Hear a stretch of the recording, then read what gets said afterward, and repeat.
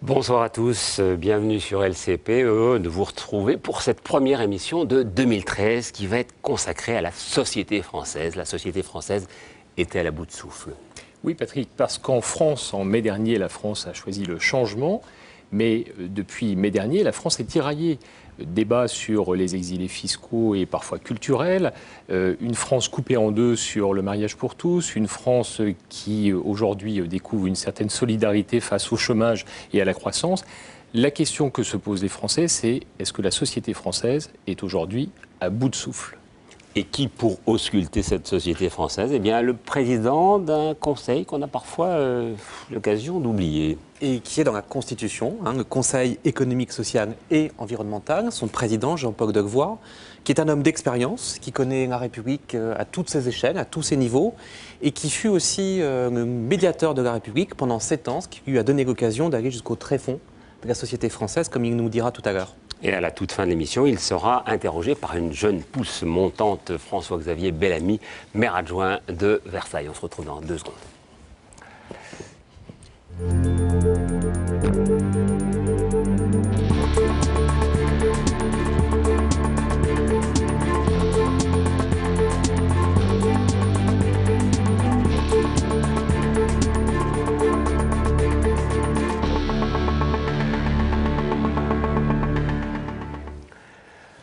Jean-Paul Delevoye, bonsoir. Je disais tout à l'heure qu'on vous oubliait de temps en temps. On écoutait le Sénat, on écoutait l'Assemblée nationale et on ne se rend pas compte que vous travaillez beaucoup, que vous publiez beaucoup. Vous rendez des avis. Alors évidemment, c'est ce qui vous rend à la fois fort et fragile, puisque vous n'avez pas un poids direct sur les choses, mais sur l'influence, en revanche, vous travaillez beaucoup. Oui, effectivement, il y a ceux qui exercent le pouvoir et ceux qui influencent le pouvoir. Et le Conseil économique, social et environnemental, depuis la dernière révision constitutionnelle, a aujourd'hui la parité des représentants du mouvement de la jeunesse et des étudiants, mais aussi des mouvements écologistes et environnementalistes. Et c'est une maison qui est une maison que j'ai souhaité, du temps long, car nous manquons cruellement aujourd'hui en politique de vision. S'il n'y a pas de vision, il n'y a pas de projet. S'il n'y a pas de projet, il n'y a pas d'adhésion. La deuxième, c'est la maison du dialogue. C'est très curieux, vous voyez qu'après la guerre, les Américains et les Français n'avaient qu'une obsession, que l'Allemagne ne soit pas un pays fort et ne puisse pas voter pour un dictateur. Et donc ils ont imposé un partage de pouvoir entre l'État et les Länder, et ils ont imposé que le décideur politique soit obligé, avant de prendre sa décision, d'avoir l'accord des patrons et des syndicats. Et ce qui devait faire la faiblesse de l'Allemagne en fait aujourd'hui sa force. Et si nous sommes dans l'idée, et c'est en tout cas la mienne, que nous ne sommes pas en crise, parce que quand on est en crise et qu'on sort de la crise, on retrouve la situation ex ante. Nous sommes en métamorphose, et on pourra peut-être y revenir. Ça veut dire qu'il faut que nous inversions complètement notre mentalité. Le futur n'est pas la projection du présent, le futur est la contestation de notre présent. Et la société, dans 5 ou dans 10 ans, n'aura plus rien à voir avec celle d'aujourd'hui, avec le numérique, etc. Et il faut rappeler que votre conseil contient à la fois des patrons, des syndicats, de tous bords. Et c'est ce que j'allais vous dire. Discutent. Comme nos acteurs politiques et nos acteurs syndicaux sont faibles, quand vous êtes faible, vous vous construisez dans la conflictualité. Si vous êtes en métamorphose, le cap du changement est peut-être quelquefois moins important que la conduite du changement. Et la conduite du changement se fait dans le dialogue. Et c'est la raison pour laquelle j'ai souhaité que cette maison soit la maison du dialogue. Et le président de la République, d'ailleurs, y a ouvert le Conseil social, le Conseil environnemental, le Conseil contre la pauvreté et pour l'inclusion. Et ma petite expérience personnelle, car moi en réalité je n'étais pas candidat, j'ai été appelé, je me suis présenté. Lorsque je suis arrivé, c'était la panique à bord. Parce qu'il y avait les écologistes et les environnementalistes. Les agriculteurs, les entrepreneurs se disaient « Oh là là, on va être obligé de concilier nos exigences de performance économique avec des contraintes environnementales. » 2 ans après, ça parle. Chacun Ils parlent entre eux, c'est déjà quelque chose. A augmenté son niveau de prise de conscience des enjeux environnementaux. On vient de voter un avis sur la transition énergétique et l'efficacité énergétique quasi à l'unanimité. Et on a ouvert des lieux de discussion entre les agriculteurs et les environnementalistes sur les algues vertes et les pesticides. Et le 3e sujet, mais je sais que vous y êtes très attachés, et vous aussi, c'est rapidement, on va pouvoir mettre en place la pétition citoyenne. Nos concitoyens, aujourd'hui, veulent être des coproducteurs du futur. Alors, on va en reparler. On va dépasser d'ailleurs le simple cadre du Palais d'Iéna pour parler plus généralement du vivre ensemble. Il y a le vivre ensemble chez vous, il y a le vivre ensemble de la société française. Qu'en est-il, Anaïs Goubayan ? Liberté, égalité, fraternité, une devise qui trône fièrement sur le fronton de chaque mairie de France. Mais a-t-elle encore un sens à l'heure où plusieurs débats agitent notre société? Qu'en est-il du vivre ensemble? Mariage pour tous, chômage, refondation de l'éducation, intégration culturelle et religieuse, autant de sujets qui peuvent diviser plus qu'ils ne rassemblent. Il y a aussi le vivre ensemble au quotidien où l'intercommunauté peut être plus difficile. Il y a la vie dans les quartiers, il peut y avoir aussi des amalgames, il peut y avoir des moments où le prétexte religieux est complètement détourné de son sens profond. Donc je vous fais une réponse à la fois très sereine pour la France, très franche, une tradition, une amitié, mais en même temps une lucidité sur nos difficultés. On sent bien qu'il faut une intégration. Il faut aussi que, voilà, dans nos communautés respectives, on continue à travailler l'accueil de l'autre. L'intégration est l'objet de tous les paradoxes en France. Cette année, la personnalité préférée des Français est Omar Sy. Suivent 4 autres célébrités toutes issues de la diversité. Un côté people qui contraste parfois avec la réalité. La culture française connaît elle aussi ces paradoxes. À l'heure où un acteur majeur comme Gérard Depardieu s'exile pour raisons fiscales, des questions se posent sur le rayonnement culturel de notre pays. Nous, on est un pays d'esprit critique. Et c'est très particulier à la France. Alors c'est parfois très fatigant, parce qu'on critique facilement tout, parfois même sans trop savoir, un petit peu trop vite. Mais c'est aussi cet esprit critique qui fait qu'il y a des débats, que les opinions sortent, que les points de vue s'expriment, que l'artiste, finalement, est pour nous toujours celui un peu qui a le dernier mot. Ça nous paraît logique que l'artiste ait le dernier mot, et le premier mot. Voilà, Christophe Girard le disait à l'instant, l'esprit critique en France est parfois fatigant, mais c'est utile. Mathias Hérion. Oui, Jean-Paul Delevoye, vous le disiez, au Comité économique et social et environnemental, vous faites vivre ensemble, vous faites produire ensemble du sens pour la société française, toutes les forces de la société civile, les entreprises, les associations, les syndicalistes. Il y a une capacité du CESE à les faire vivre ensemble. Comment vous expliquez aujourd'hui que la France soit un peu en convulsion ? Que ce débat que vous arrivez à organiser au Conseil économique et social environnemental ne soit pas le débat des Français entre eux. Il y a une semaine, la France coupée en deux sur le mariage pour tous. Il y a un mois, ce qui se passe chez ArcelorMittal. On voit bien que le débat sur les exilés fiscaux, sur la politique fiscale, on voit que les Français sont en tension les uns par rapport aux autres. Comment vous expliquez cette tension de la société française ?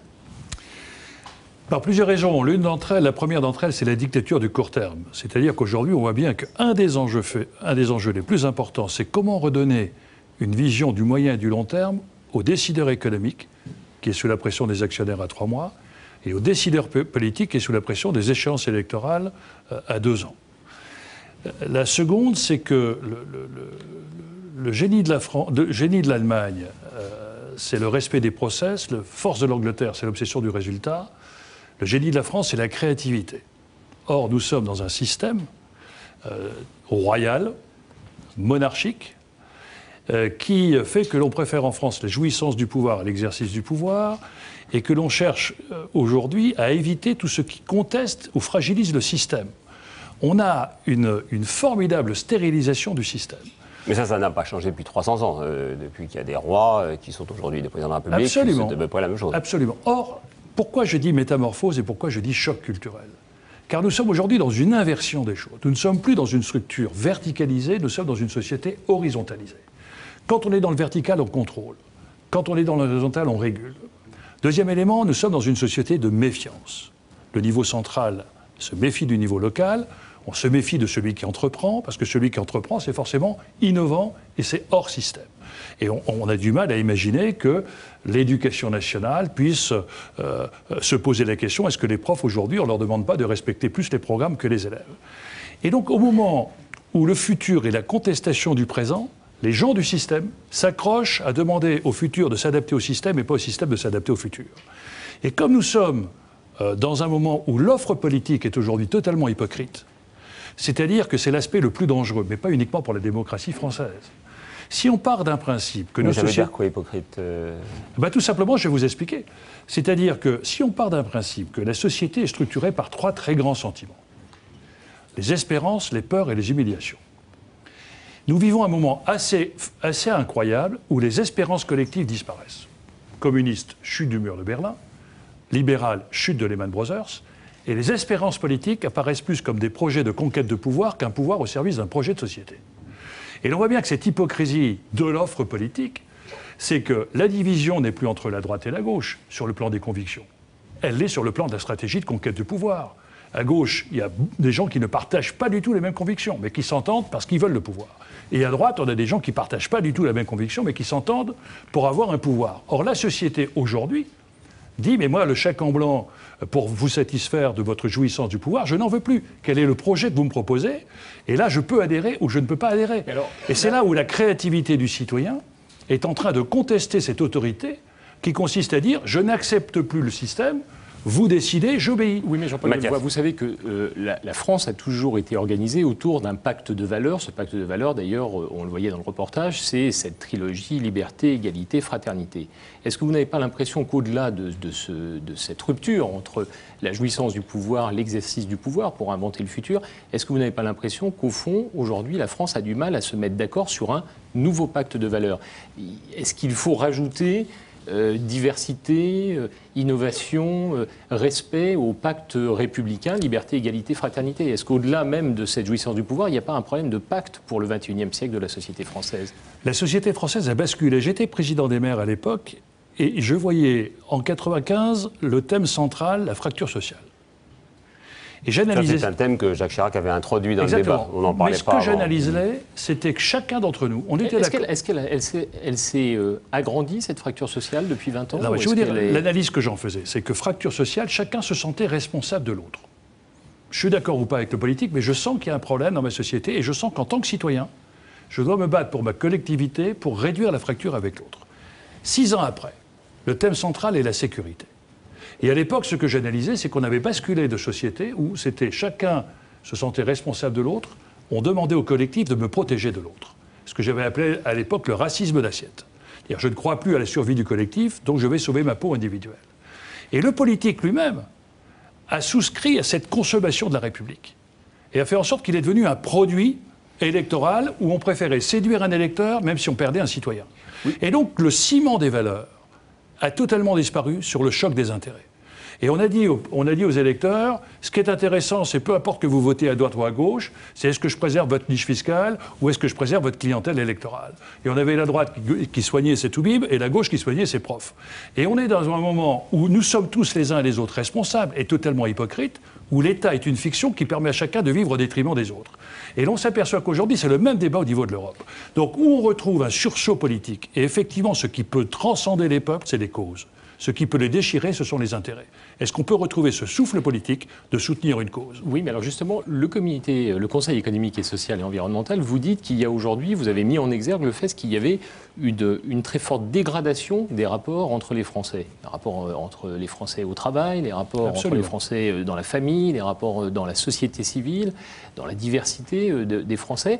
Alors, est-ce qu'aujourd'hui, il y a une voie, parce qu'une fois qu'on a fait le constat, Jean-Paul Delevoye, vous avez fait le constat du burn-out de la société française, on fait le constat de cette tension, est-ce qu'il y a un chemin pour retrouver une nouvelle solidarité à la française, une façon, j'allais dire, de faire vivre ensemble des Français qui sont riches de leur diversité, mais ont décidé de mettre leurs différences en avant plus que la richesse de leur complémentarité. Alors, c'est quoi la voie, une fois qu'on a fait le constat? C'est la voie ou la méthode? Alors, c'est quoi la méthode alors? La méthode, c'est une respiration démocratique en 4 temps.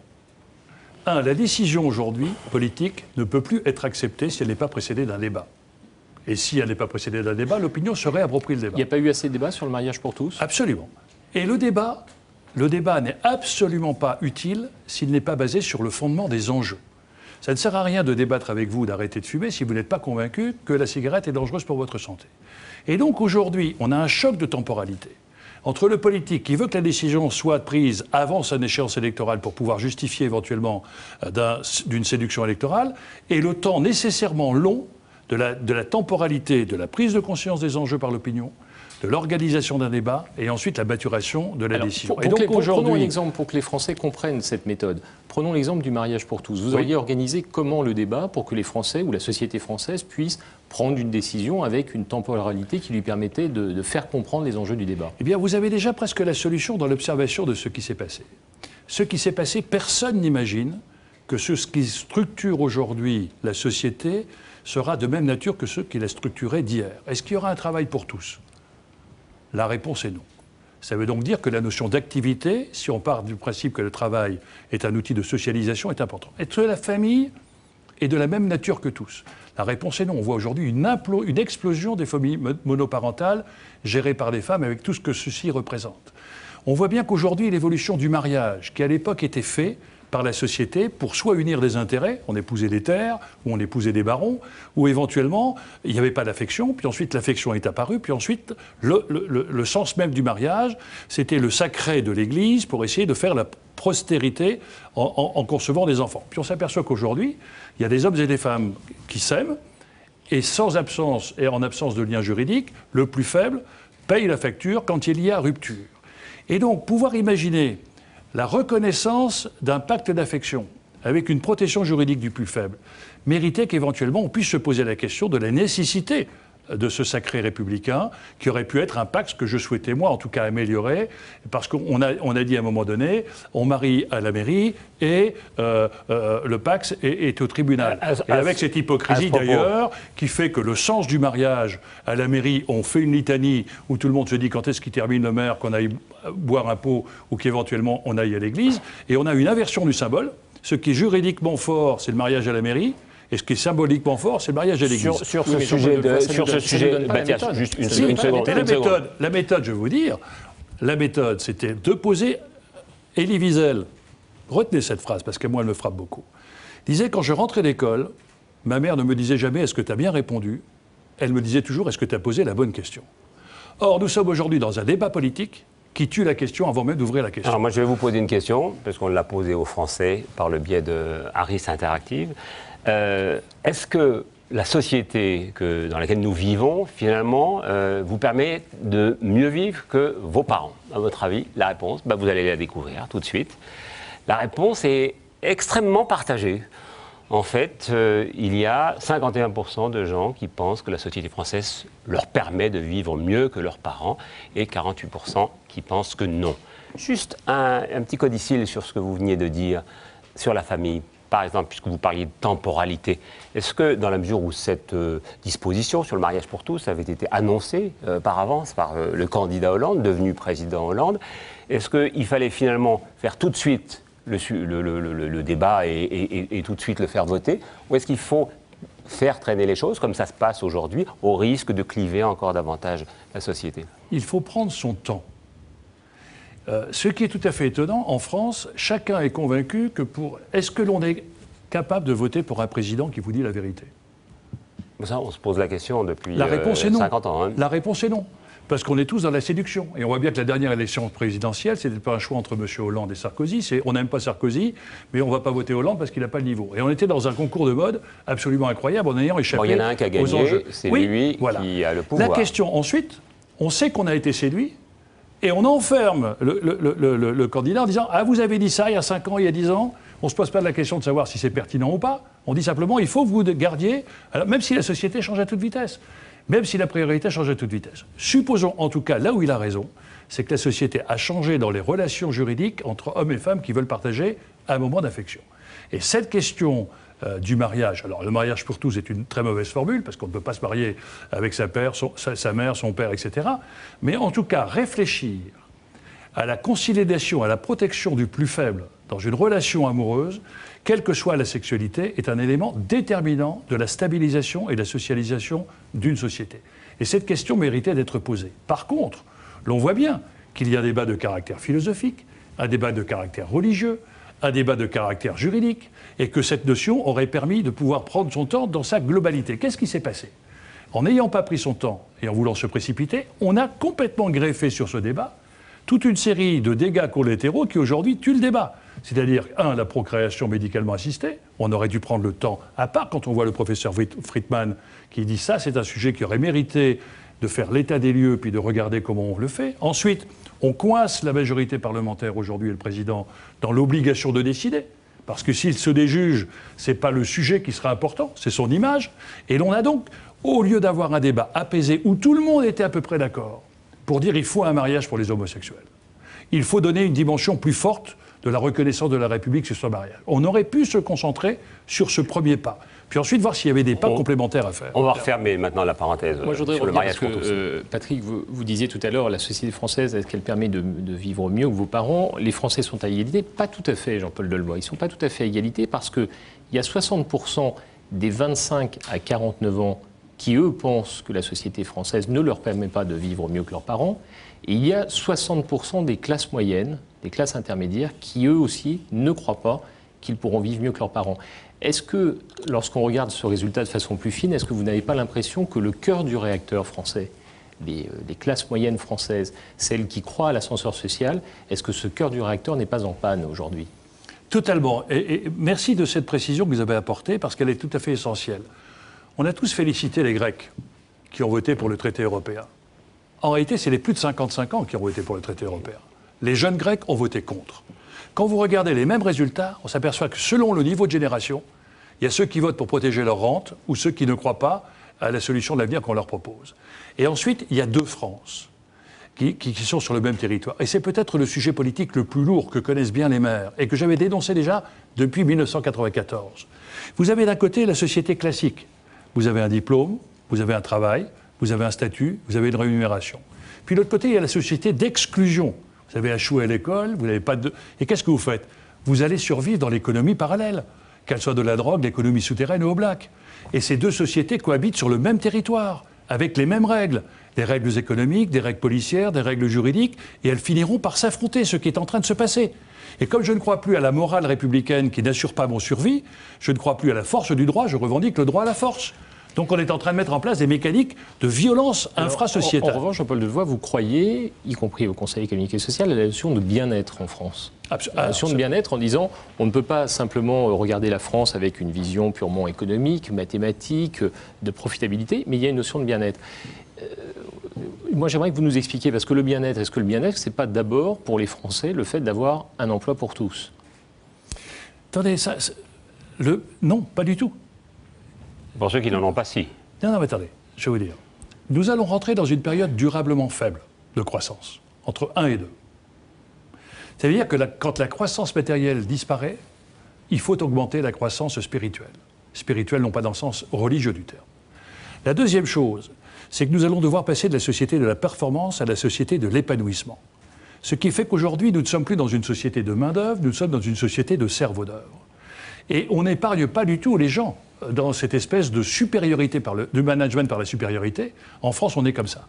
Quand on a un titre de directeur, on se croit supérieur au sous-directeur, qui se croit lui-même supérieur au chef d'atelier. Et on pousse la perversité jusqu'à faire sentir à l'inférieur le poids de son infériorité.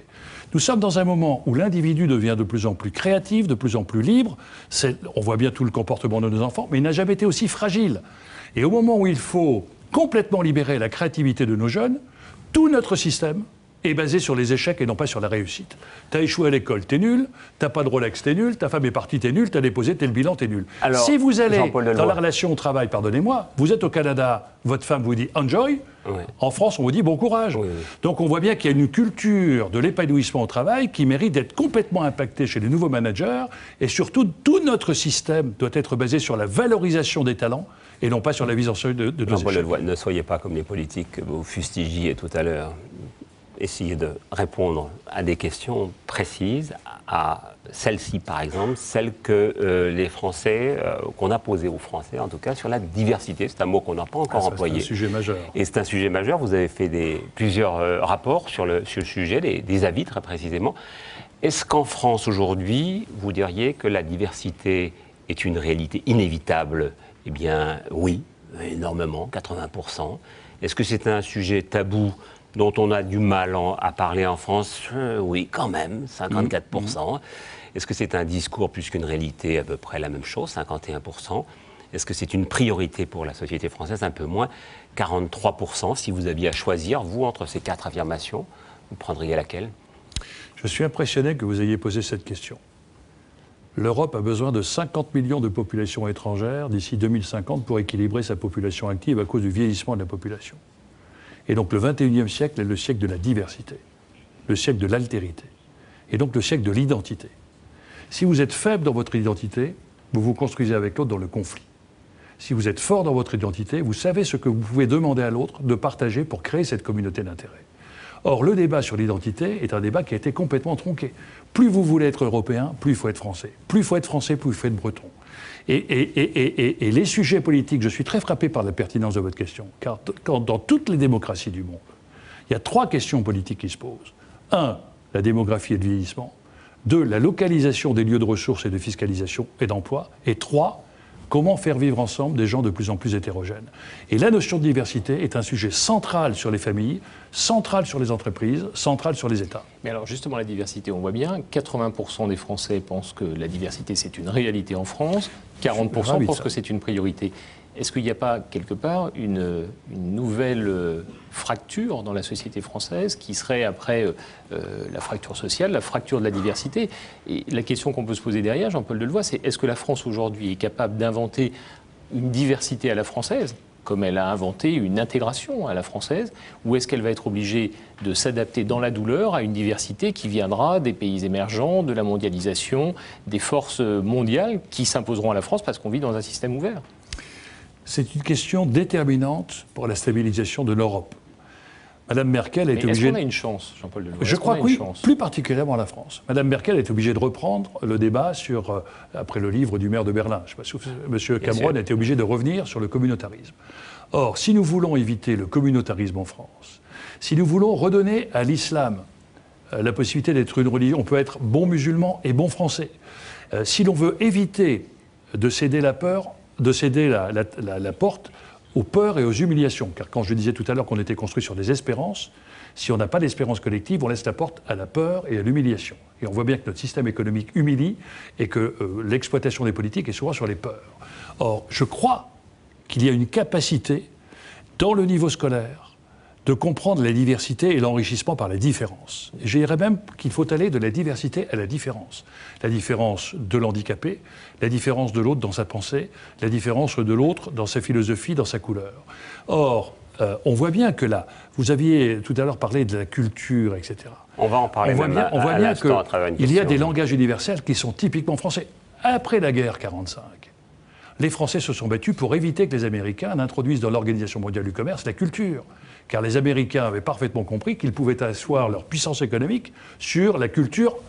Ce qu'ils ont réussi à faire. Ce qu'ils ont un peu réussi à faire. Qu'est-ce qui a résisté? La France. L'exception culturelle. Aujourd'hui, l'exception culturelle française devrait aboutir à l'exception de la diversité. Alors justement, on avait une question qu'on a posée à nos téléspectateurs par le biais donc de Harris Interactive. Regardez, selon vous, est-ce que la culture française a un impact positif, un impact négatif sur, par exemple, l'attractivité de la société française, 52% positif, sur l'influence de la France dans le débat international, 44%, sur l'image, disons, des entreprises en France, là c'est un peu moins, 38%. Mais globalement, c'est plutôt positif quand même.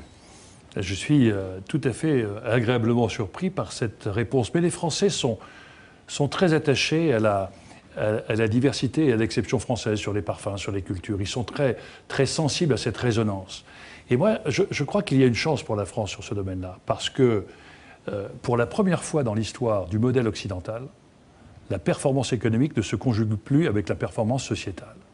Et nos amis asiatiques et nos amis musulmans nous disent, mais vous nous avez dit qu'aux États-Unis, la puissance économique allait se décliner avec la puissance militaire et le bien-être, et on s'aperçoit que, 1, en Afghanistan et en Irak, vous échouez, et 2, qu'aux États-Unis, la population la plus endettée sont les étudiants qui n'arrivent pas à rembourser leurs dettes, et que la fracture est en train de complètement éclater. Et donc l'on voit bien que le bonheur de vivre ensemble et le bonheur individuel passera par des élans non matériels sur lesquels il va falloir évidemment trouver des chemins de caractère culturel. Et peut-être que cette notion d'identité se construira par la résonance culturelle. Et cette capacité de cohésion et de rassemblement des différences passera aussi par des ciments musicaux, artistiques, etc. etc. Et d'ailleurs, on voit bien les succès. Regardez Intouchables.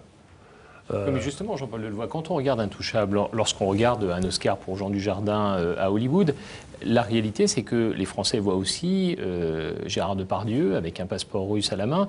Est-ce qu'après la délocalisation de l'économie, il n'y a pas un risque de délocalisation de la création ? Cette société française dont vous parliez, l'exception culturelle française, oui. Comment fait-on de l'exception culturelle française un atout pour la France au XXIe siècle lorsque des personnalités aussi symboliques que Jean-Michel Jarre qui choisit Londres, que Gérard Depardieu qui choisit la Russie, certes, ça ne fait que quelques individus, mais est-ce que dans la société française, ce n'est pas le début là aussi d'une espèce de méfiance ? On parlait de la méfiance au sein de la société française. Est-ce qu'on crée de la confiance là aussi dans ce qui est un atout de la société française ? Alors, le fait de saluer l'artiste, c'est la reconnaissance du talent et de la réussite. Depardieu, c'est l'échec d'une attractivité économique. La vraie question politique... En l'occurrence, c'était même une répulsivité. Voilà. Mais la vraie question politique qui se pose, et sur lequel, là, il y a un choc culturel à faire, c'est quelle politique dois-je mener pour que l'ensemble des jeunes du monde aient envie d'apprendre en France et que l'ensemble des investisseurs du monde aient envie d'investir en France. Et l'on voit bien qu'entre le coût politique qui fait que voulant positionner M. Sarkozy comme le président des riches et voulant taxer les riches pour apparaître comme le président des pauvres est un calcul politique de court terme. Ce n'est pas du tout ce qui intéresse l'avenir de la France.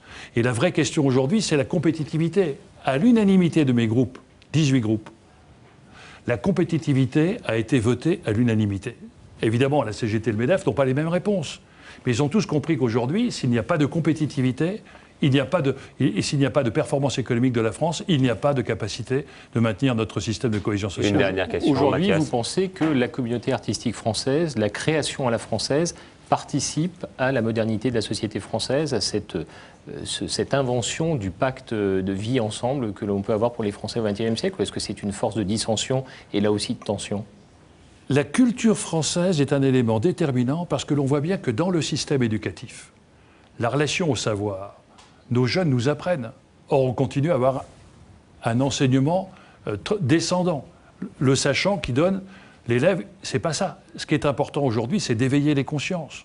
Or, lorsque vous avez une culture qui n'est pas complaisante, qui est impertinente et qui vous interpelle dans votre conscience, parce que c'est comme Vincent Landon avec ce film dont j'ai oublié le nom, mais qui montrait la détresse de ce sans-papier à Calais. On voit bien que tous les grands films aujourd'hui sont des films qui vous interpellent. Intouchable a fait un formidable bond en avant à la découverte de la différence et du regard apporté sur l'handicap.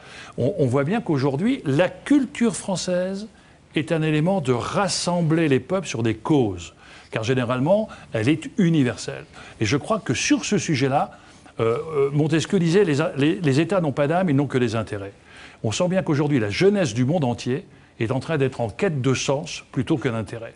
Et l'étude qu'on avait faite avec France Info était totalement déterminante, parce qu'on s'avère que beaucoup de jeunes préféraient gagner moins, mais avoir plus de bonheur à travailler. Juste une toute petite question. Vous disiez la parité au Conseil économique et social environnemental. Vous pensez que la diversité est aussi représentée que la parité ? Non, c'est vrai, vous avez raison. Mais en même temps, vous voyez la question que vous posez, moi elle m'interpelle, je n'ai pas de réponse. Si on commence à catégoriser les gens dans des normes, t'es noir, t'es jaune, etc., on voit bien que c'est la rupture de la mixité sociale. Et qu'on peut parfaitement représenter la diversité sans être forcément dans la norme d'identification ou de normalité. Nous sommes dans une société qui institue des normes. Et on est tous dans le discours pour l'inclusion. Tout notre système est un système d'inclusion. T'es dans la norme ou t'es pas dans la norme. Donc il va falloir arrêter à un moment donné cette hypocrisie de croire que si on veut, dans une liste municipale, être représentatif, on doit mettre un quota de vieux, un quota de jeunes, un quota d'Africains.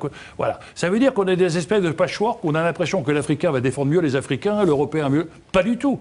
On a des causes qui transcendent nos différences. Si on transcende nos différences, à ce moment-là, la diversité peut s'exprimer, éventuellement, pas forcément en étant dans des systèmes de ratios identiques. Fin de la première partie de cette émission. Merci beaucoup Mathias et welcome à Laurent Bigorgne. Welcome, c'était le titre du film de Philippe Lioré, donc avec Vincent Lindon dont vous parliez à l'instant. Cette deuxième partie étant davantage centrée sur l'éducation, sur le système éducatif français. Tout à fait, Patrick. On va peut-être d'ailleurs montrer avec déjà un sujet très intéressant, vous allez voir, d'Anaïs Goubadian, ce qu'est le système éducatif français et la fameuse méritocratie. Chaque année en France, 20% des jeunes sortent du système scolaire sans diplôme. Une étude montre également que les élèves ne sont pas heureux à l'école. La France se classe avant-dernière des pays de l'OCDE concernant la qualité de sa vie scolaire. Très en pointe il y a 50 ans, le système français n'a pas su se réformer. Certains des pays qui réussissent le mieux aujourd'hui avaient un système proche du français il y a 40 ans. Et il y a 40 ans, ils ont commencé à le faire évoluer. Donc nous, on a un système qui est très hiérarchique, dans lequel non seulement l'enseignant contrôle les progrès de l'élève, mais l'inspecteur contrôle les progrès de l'enseignant, et l'inspecteur général contrôle encore à un autre niveau, et le ministère contrôle tout le monde, etc. Un pays comme la Finlande a inversé cette logique de contrôle vers une logique de la confiance. Donc, quelque part, le ministère fait confiance aux régions, qui font confiance aux localités, qui font confiance aux équipes enseignantes, qui font confiance aux enseignants, qui font confiance aux enfants. Et en fait, c'est le pays de l'Europe qui réussit le mieux aujourd'hui, la Finlande. Hiérarchie, savoir-faire académique, peur de l'échec, cocktail détonnant en France où la reconnaissance du mérite pose parfois problème. Aujourd'hui, la France est-elle encore un pays où il fait bon créer une entreprise ?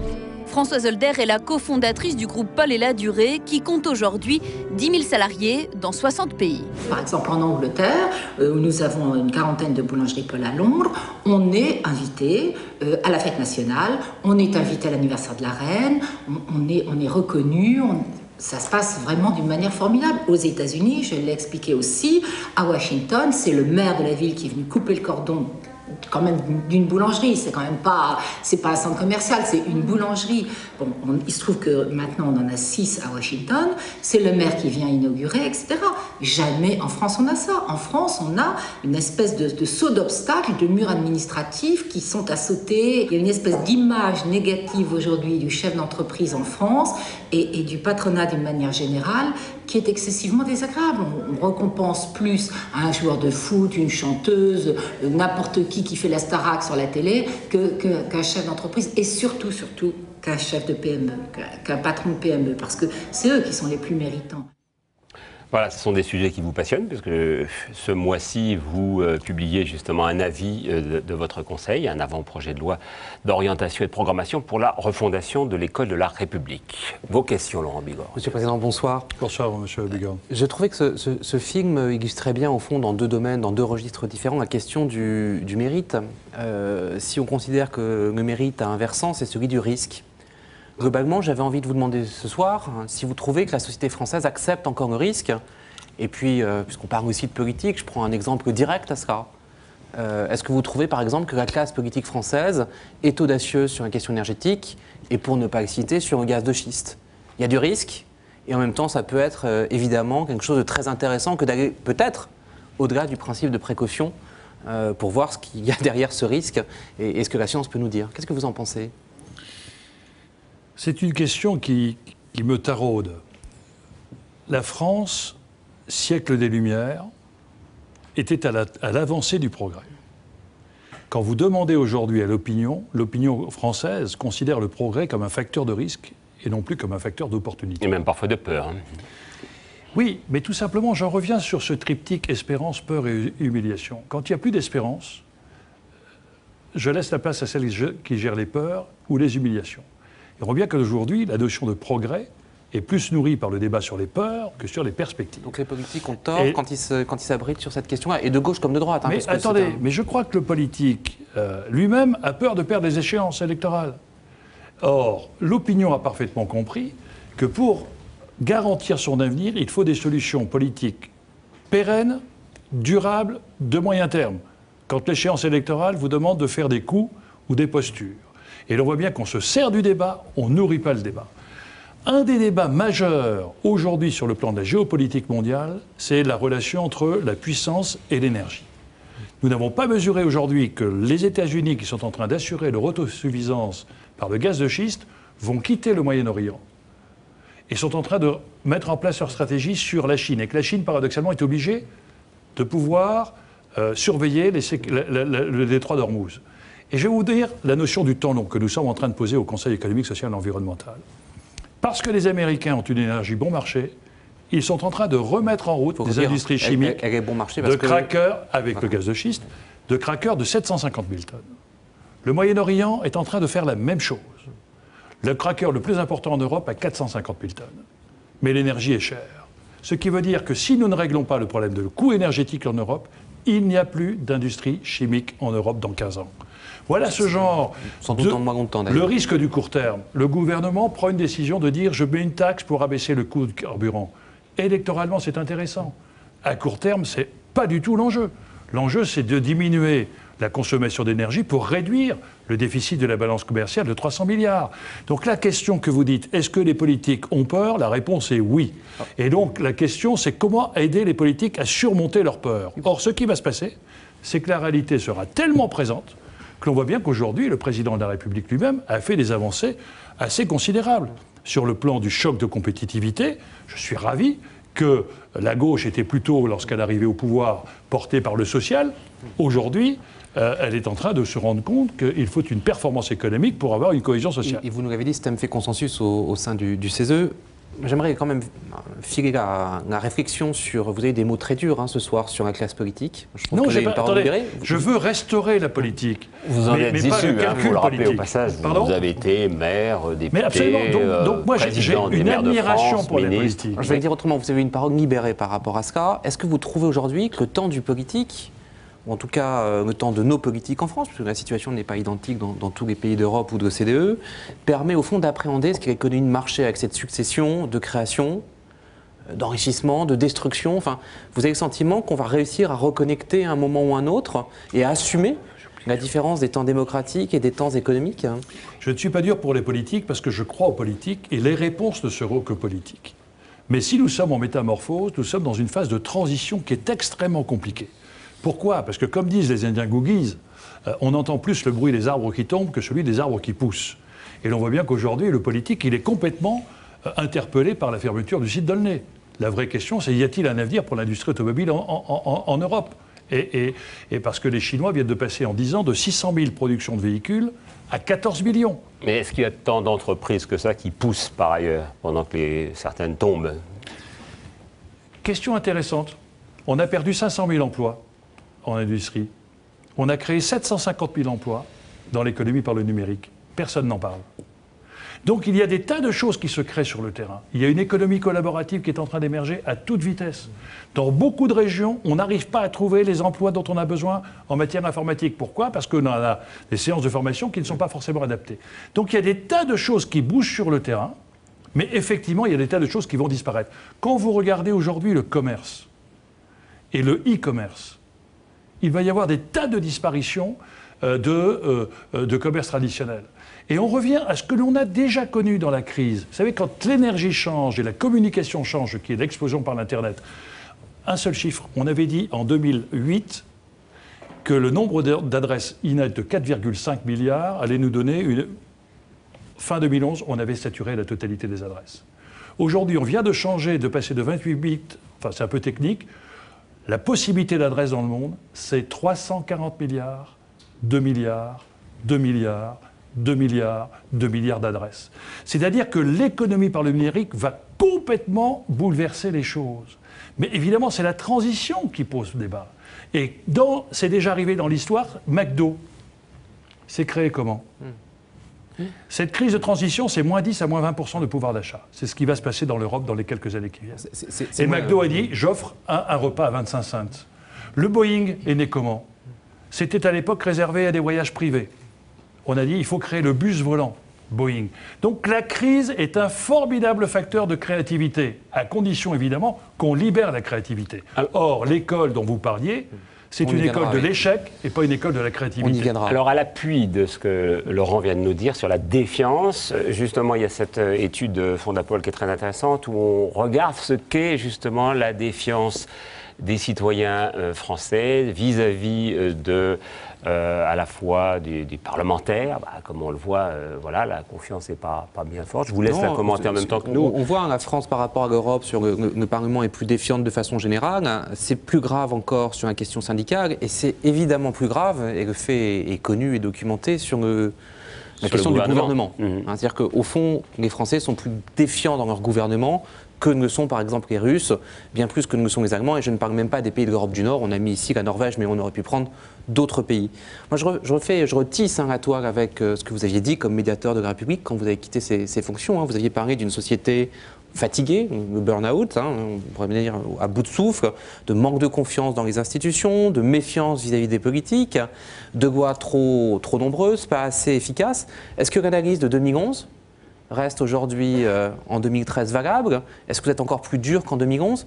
Quel regard vous portez rétrospectivement sur vos analyses en tant que médiateur de la République sur la situation? Un article dans Le Monde en première page qui avait fait forte impression. Malheureusement, il y avait eu beaucoup de résonance sur ces diagnostics et chacun se rend compte aujourd'hui qu'effectivement, il y a une société française qui est extrêmement fatiguée.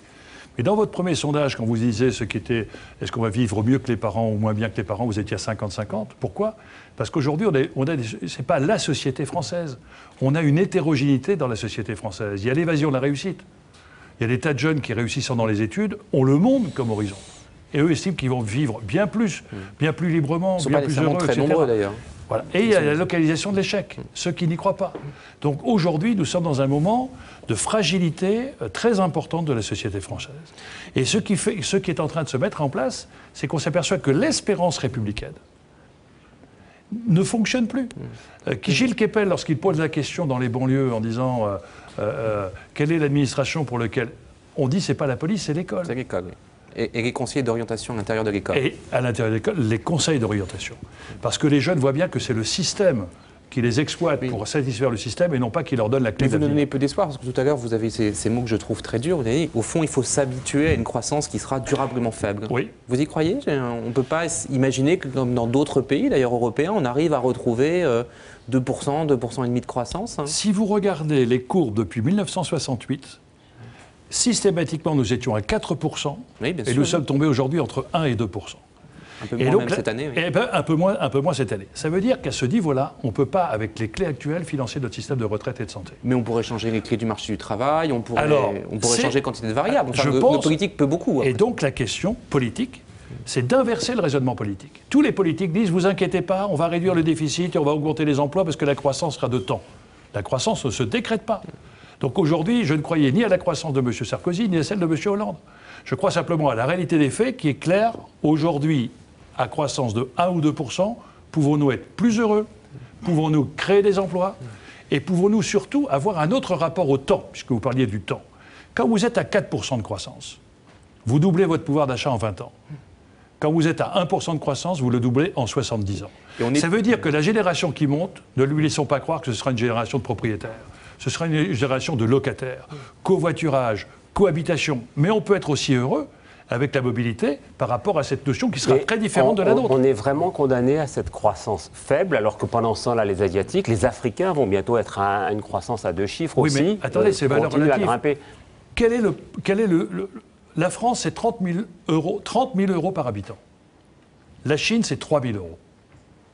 Ça veut dire que lorsque la Chine augmente de 10%, elle augmente moins bien en valeur absolue, etc. Et qu'a dit le président chinois? Les Pays-Bas, c'est beaucoup plus que nous, et c'est un pays qui, certes, est plus petit, mais qui nous ressemble dans quantité de ses structures. Alors, que disent les Chinois? Le président chinois veut doubler, il veut passer à 7 000. Mais ça veut dire qu'aujourd'hui, si nous avons une croissance qui reste identique sur le système, j'extrais de la matière, je la transforme, je la consomme et je la jette, notre système explose. On ne peut plus créer de la viande pour nourrir toute la planète. Bon. Donc ça veut dire que le système économique, il faut que nous inversions nos équations. Et c'est là où je dis que le futur est la contestation du présent. Comment en agriculture produire 70% de plus avec moins de terre, moins de sol, moins d'eau? Aucun problème, on y arrive. Comment aujourd'hui produire un débat industriel, une mécanique industrielle, l'économie circulaire? C'est 400, selon une étude McKinsey, c'est 400 milliards d'euros pour l'Europe et c'est 500 000 emplois. Ça veut donc dire qu'aujourd'hui, on doit changer notre méthode de fonctionnement et on regarde demain avec les lunettes d'hier. Donc ça veut dire que c'est un moment passionnant sur le plan politique, passionnant pour les jeunes, parce qu'il faut qu'on retrouve l'enthousiasme et le réenchantement du futur.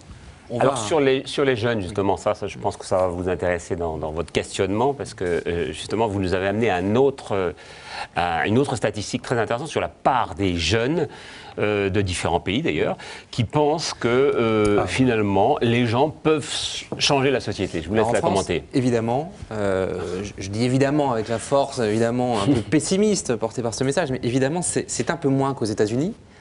Et c'est un peu moins dans beaucoup d'autres pays, même des pays, encore je me dis, du nord de l'Europe, où par exemple l'État a une place aussi importante que chez nous. Je fais le lien, vous venez de nous parler de la sortie possible, de la fatigue économique. Moi je voudrais vous parler de la fatigue démocratique, parce qu'on dit toujours que les jeunes sont le ferment de la société. Qu'est-ce qu'on peut dire aux jeunes face à une classe politique où on cumule dans le temps, dans l'espace, où il y a peu de place pour les femmes, on en a parlé tout à l'heure, il y a peu de place pour la diversité, et au fond, où il fait plutôt bon être fonctionnaire que cadre du privé ou salarié du privé pour se présenter devant les électeurs. Qu'est-ce qu'on peut dire aux jeunes sur leur espoir dans la participation démocratique? Alors ce qui est intéressant, c'est que le système politique ou le système n'a pas compris que l'on allait passer probablement de la phase du citizen à la phase du netizen.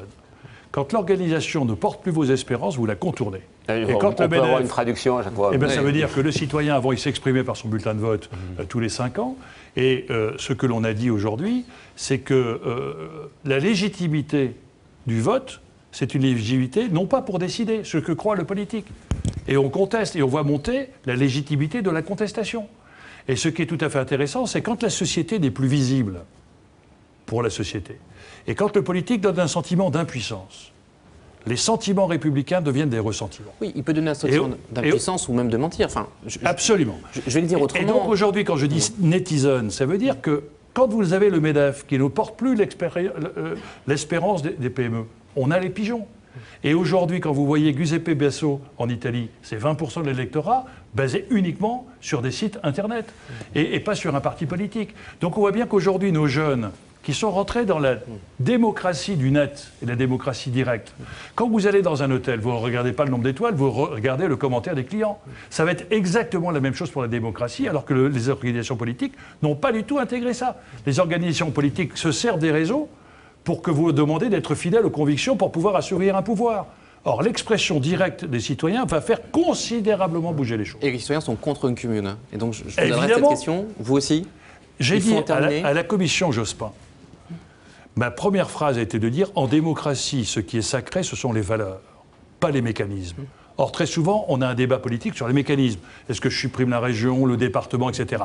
Comment réintroduire les valeurs en démocratie? Tout pouvoir doit avoir un contre-pouvoir. Tout argent public utilisé doit pouvoir être transparent et justifié. Et tout pouvoir ne peut pas souffrir de conflit d'intérêts. Quand vous êtes en même temps parlementaire et président d'un exécutif régional ou départemental, vous êtes en conflit d'intérêts. Vous avez connu cette situation vous-même. Vous n'êtes pas exempt de reproches. Non, je n'ai pas connu cette situation. J'étais maire de Bapaume, exécutif d'une ville de 4000 habitants. Je n'ai jamais été président de conseil général ni président de conseil. Oui, mais j'étais ministre et j'ai démissionné de la ville. Très bien. C'est bien, un bon point. Un très bon point. Est-ce que vous trouvez que globalement... Pourquoi les autres n'étaient pas de bons points, si je comprends bien? Non, mais quand on les regarde tous les uns les autres, ils je veux dire, l'exemplarité, l'exemplarité, c'est un sujet fondamental. Confucius, le disciple, lui posait la question, quelles sont les armes d'un pays? 3. Les armes pour se défendre, les vivres pour nourrir le peuple, la confiance du peuple dans les élites. Quelle est l'arme la plus importante? La confiance du peuple dans les élites. Ça passe par l'exemplarité. Justement, la confiance du peuple dans les élites. Est-ce que vous trouvez aujourd'hui qu'on a une classe politique suffisamment innovante, des assemblées suffisamment innovantes quand il s'agit d'associer le citoyen à la décision ou à la construction de la décision? On en a beaucoup parlé tout à l'heure. On a le sentiment qu'on ne va pas tellement au-delà du sondage.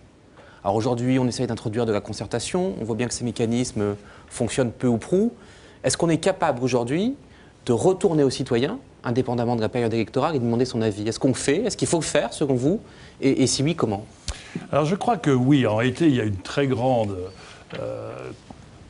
lucidité chez les politiques sur le discrédit dont ils souffrent, dont ils estiment d'ailleurs, à tort ou à raison, qu'il est injuste. Dans très peu de temps, il va y avoir le soutien d'une initiative qui est prise par des jeunes sur le Parlement et vous, par le président Barthelone, par moi-même, qui consistera à mettre sur site Internet des propositions de loi et à la faire vivre par des contributions citoyennes. Et moi, je suis ravi d'imaginer qu'on puisse peut-être éventuellement le faire aussi au Conseil économique, social et environnemental. Et donc, je pense qu'il va y avoir de nouvelles pratiques politique si on veut responsabiliser les citoyens. Il n'y aura pas de responsabilité collective sur des irresponsabilités individuelles. Or, le problème, c'est que l'on voit bien qu'à chaque fois qu'à tort ou à raison, il y a eu un sentiment de développement des inégalités dans la société. Et aujourd'hui, malheureusement, elle existe depuis... et un sentiment d'impuissance du politique, à chaque fois la porte était ouverte sur le populisme et sur l'extrémisme. Donc nous sommes dans des moments extrêmement préoccupants et dangereux pour nos démocraties, parce que nous pourrions avoir des réflexes suicidaires. C'est-à-dire, plus il faut penser monde, plus on pense court terme, village. Plus il faut penser moyen terme, plus on pense court terme. Plus on pense collectif, il faudrait penser collectif, plus on joue individuel. Ce que vous dites sur les jeunes est essentiel, parce qu'au fond, on dit aux jeunes, hein, on a ouvert la séquence du quinquennat comme ça, c'est vous la priorité en termes d'emploi, les emplois d'avenir, c'est vous la priorité en termes de réforme, l'impossible réforme de l'école française. Premier texte, première mesure, le retour de la retraite aux 100 ans, dont on sait que les jeunes aujourd'hui ne la verront pas. Donc comment est-ce qu'on peut continuer à dire j'associe, je promets, je promeus, et en même temps faire exactement le contraire? Et encore une fois, ce n'est pas l'apanage de ce gouvernement, mais bien que si on regarde un peu le comportement de nos élites politiques et administratives, il y a un problème.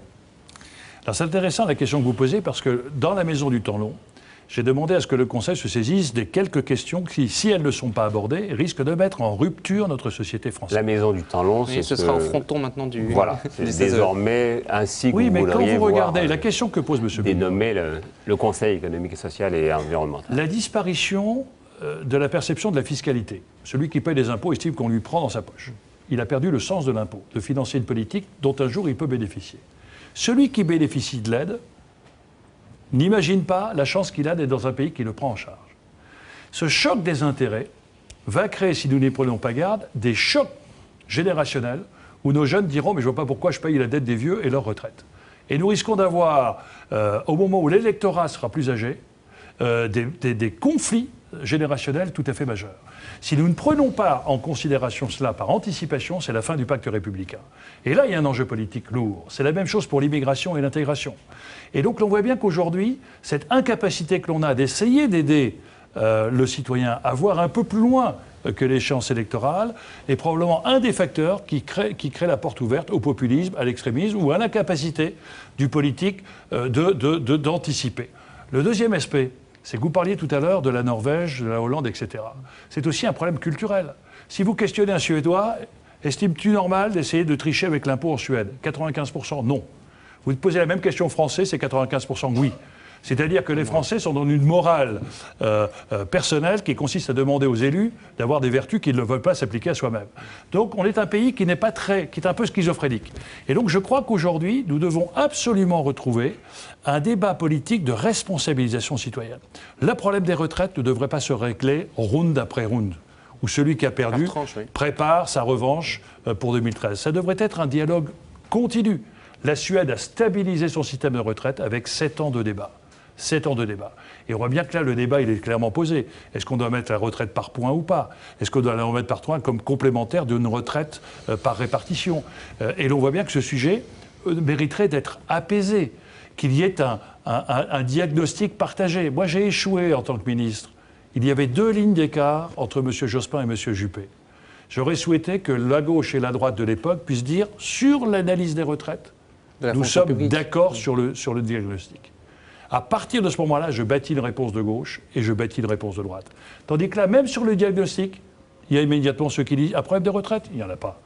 Donc on voit bien que l'opinion se réfugie forcément sur celui qui lui promet l'infirmière qui va le chouchouter plutôt que sur le chirurgien qui va opérer. On doit aller encore plus loin d'ailleurs sur la réforme des retraites. 62 ans, ça vous paraît suffisant? Non, mais la question, aller plus loin. Attendez, ça vous êtes déjà... Vous voyez, ce qui est intéressant, c'est que vous auriez pu faire un bon politique, parce que vous êtes déjà dans la réponse et non pas dans la question. Non, mais vous dites 62 ans. 62 ans, c'est en fonction de la question posée.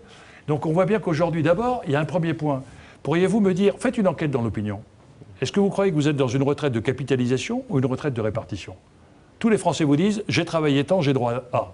Ça, c'est la définition du régime de capitalisation. Alors qu'en réalité, c'est ceux qui travaillent qui payent pour ceux qui ne travaillent pas. Donc on voit bien qu'il y a déjà un effort de pédagogie qui consisterait déjà à poser le diagnostic, à faire en sorte que ce diagnostic soit complètement appréhendé par chacun et chacune d'entre nous pour voir les conséquences politiques. Et que faire en sorte que le politique retrouve un peu l'humilité.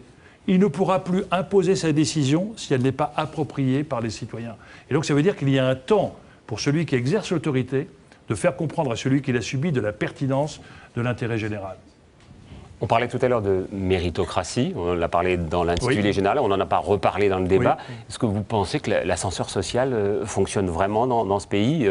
Il y a 40 ans, justement, nos parents, c'était un sujet. C'est un sujet que vous connaissez très bien, mais on a aujourd'hui en gros 20% des jeunes qui sortent à 15 ans sans aucun diplôme et qui se retrouvent face à un système de formation professionnelle qui aussi ne les emmènera nulle part, ne les conduira nulle part. Tout le monde le sait, vous parliez, j'ai aimé votre phrase, tout à l'heure, vous dites, au fond, le ciment des valeurs a disparu sur le socle des intérêts. Vous êtes dans la maison du tango, mais vous êtes aussi dans la maison où cohabitent des forces sociales et des intérêts contradictoires. Vous avez le sentiment de pouvoir réunir ces dimensions et d'aller au-delà de cette hypocrisie un peu française sur une question de formation. On vient de sortir toute une série de rapports sur les jeunes, le logement des jeunes, les droits sociaux, etc. Je les ai là.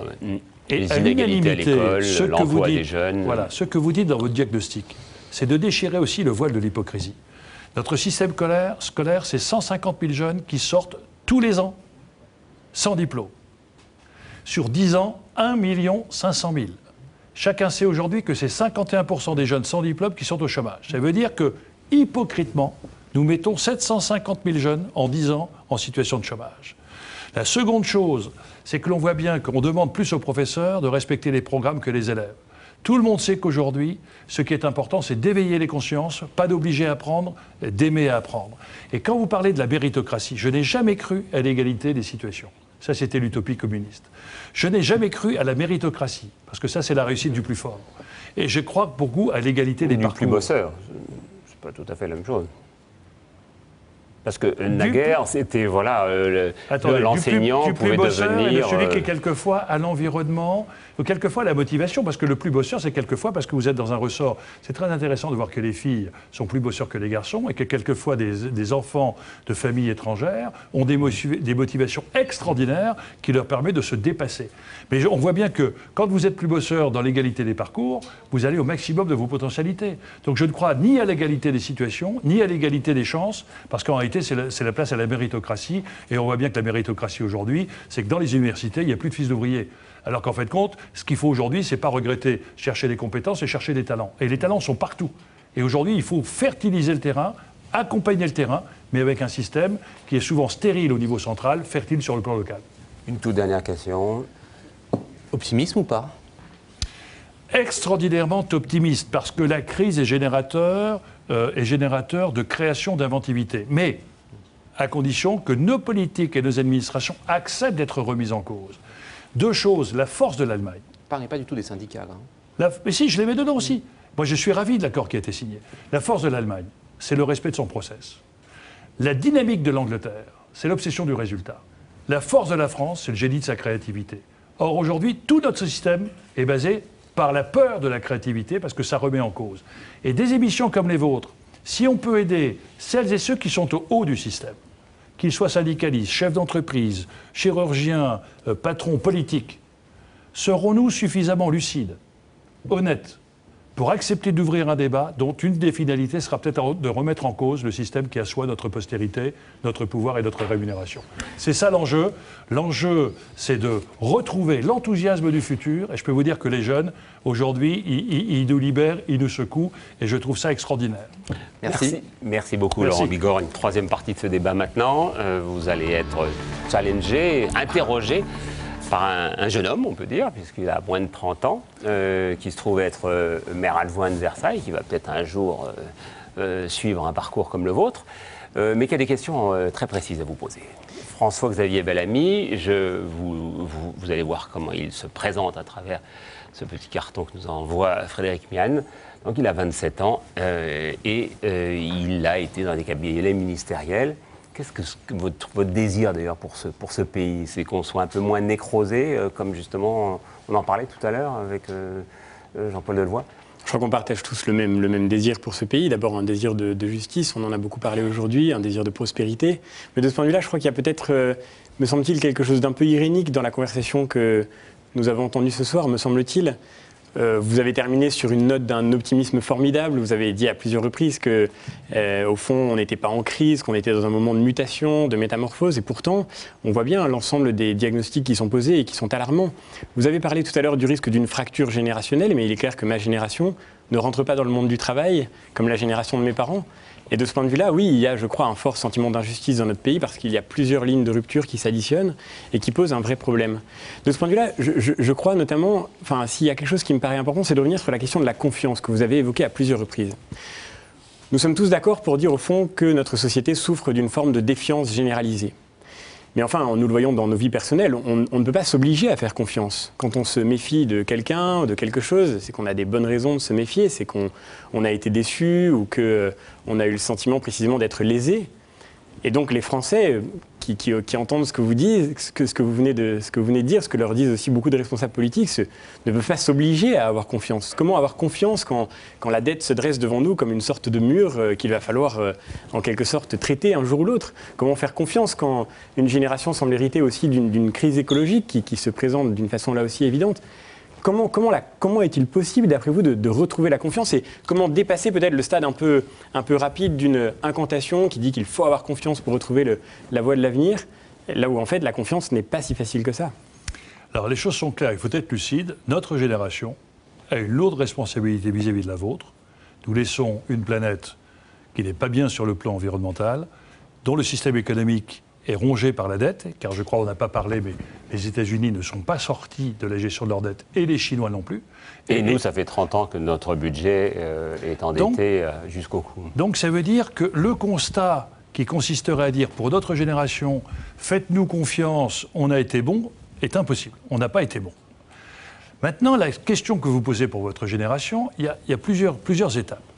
Moi, j'étais très frappé dans toutes les études sur votre génération de montrer que par rapport à la nôtre, notre génération, nous étions protégés de la cruauté du monde et on était plutôt protégés jusqu'à 18 ans. Nos refoulements étaient plutôt de caractère freudien et sexuel. Votre génération est en train de monter, elle a deux problèmes, l'identité, qui suis-je, etc., et deux, la mésestime de soi. Et je crois que là, nous avons un vrai défi politique, c'est comment redonner confiance à tous ces jeunes talents, quand tout notre système éducatif est basé sur la notion d'échec. Et y compris est contraire à votre parcours professionnel. Notre système éducatif, c'est je vous sanctionne sur votre travail individuel et je vous juge sur vos résultats. Votre parcours professionnel, on vous oblige à travailler collectif sur des objectifs.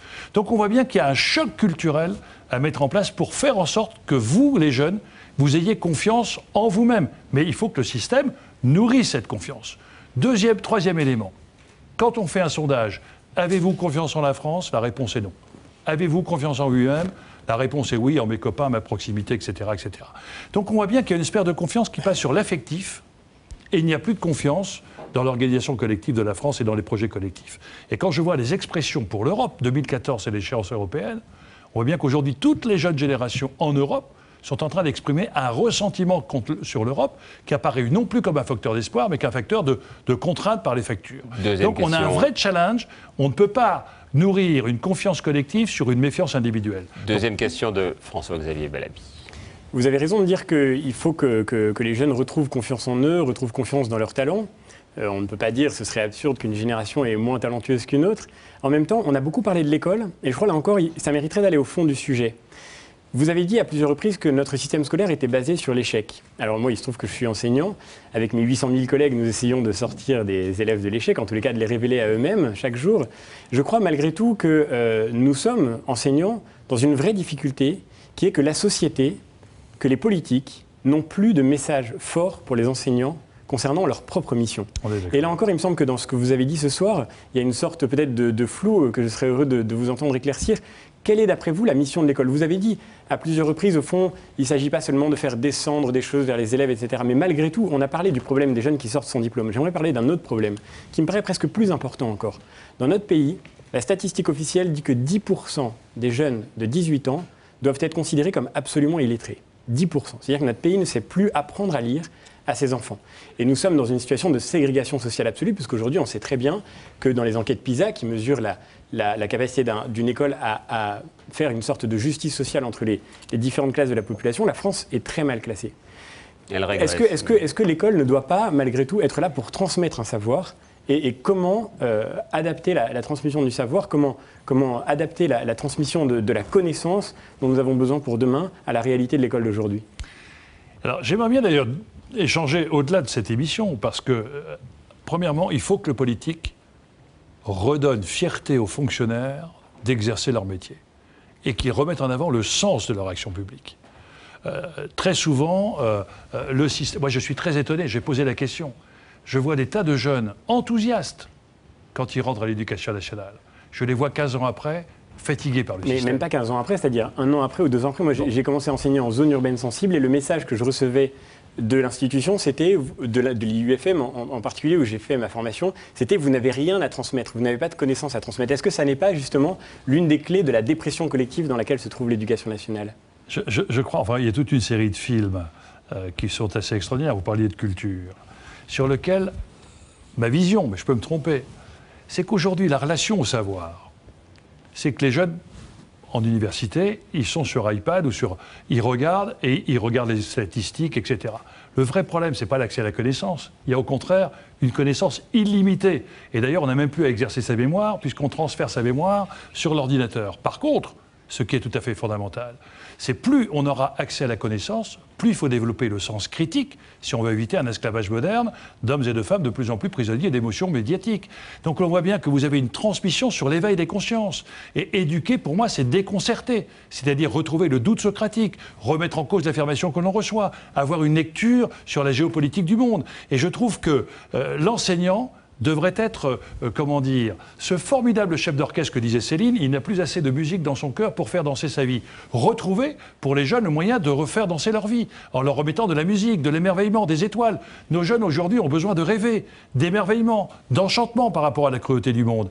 Et je trouve que l'enseignant devrait être ce formidable porteur d'espérance et de permettre à quelqu'un d'aimer apprendre, de découvrir des pistes nouvelles, de pouvoir lui-même reprendre cette phrase de Malraux, il y a quelque chose de pire que la mort pour un individu, c'est de mourir sans découvrir un jour les richesses qu'il portait en lui-même. Soyez des révélateurs de talent, de potentiel. Et là, je trouve qu'à ce moment-là, vous auriez la fierté de voir vos élèves se réveiller et vos élèves vous remercier pour la découverte de leur potentiel. Alors, la toute dernière question sera très courte, et dans sa formulation et dans sa réponse. Vous avez raison, et en même temps, je pense que sur ce débat sur l'école, comme sur bien d'autres, et vous l'avez dit d'ailleurs à plusieurs reprises dans cette émission, la discussion se trouve bloquée par la difficulté tout simplement de l'esprit critique. On le voit sur la question de l'école. Je parlais de l'apprentissage de la lecture. On peut danser sa vie, mais enfin encore faut-il apprendre à lire. Et de fait, notre école n'y arrive plus. Absolument. Et la question de la méthode de l'apprentissage de la lecture, par exemple, est un débat bloqué dans notre pays. Ah oui. D'autres débats sont bloqués. On a parlé du mariage pour tous, par exemple. On voit bien, et vous l'avez dit à plusieurs reprises, que le débat était parfois fermé avant d'être ouvert. Au fond, est-ce qu'il y a encore une place pour la discussion, pour le débat et pour la réflexion en France ? Est-ce que, même en tant que président du CESE, vous n'êtes pas parfois un peu frustré de la faible place qui est faite à la réflexion dans l'action politique aujourd'hui ? Très brièvement. Et est-ce qu'on ne pourrait pas laisser aux enseignants un peu de liberté dans leur méthode pédagogique ? Or, très souvent, j'ai vu des enseignants avoir l'engouement de leurs élèves. Mais derrière, le système arrive en disant, écoutez, c'est formidable, vos élèves vous adorent, mais vous n'êtes pas dans le système, vous revenez dans le système. Donc c'est absolument incroyable. On vous demande de respecter les process et pas les humains. Et je trouve qu'on devrait remettre un peu l'humain au cœur de nos priorités. Merci beaucoup, François-Xavier Bellamy. Merci en tout cas. On va passer au rite habituel de cette émission, c'est-à-dire qu'une charmante jeune fille va vous présenter une tablette, vous en parliez tout à l'heure, voilà. Et vous allez tweeter, donc alors, pour qui vous voulez, pour les téléspectateurs par exemple. Je ne frappe pas forcément de façon très rapide, mais voilà. Votre message s'adresse à l'ensemble de ceux qui nous regardent. Je reviens, c'est que la France a certes besoin d'un choc de compétitivité, mais surtout besoin d'un choc culturel. Il faut que nous changions nos mentalités. Et que si on veut regarder le futur avec nos lunettes d'hier, on sera sûr d'aller à l'échec. Alors qu'aujourd'hui, il y a de la passion chez les jeunes, il y a de l'enthousiasme.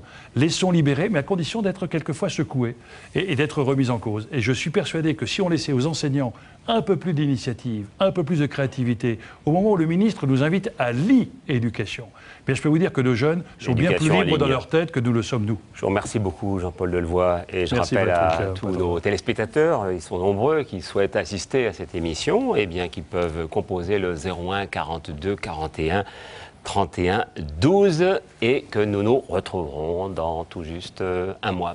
Merci à tous. Merci à vous. Merci.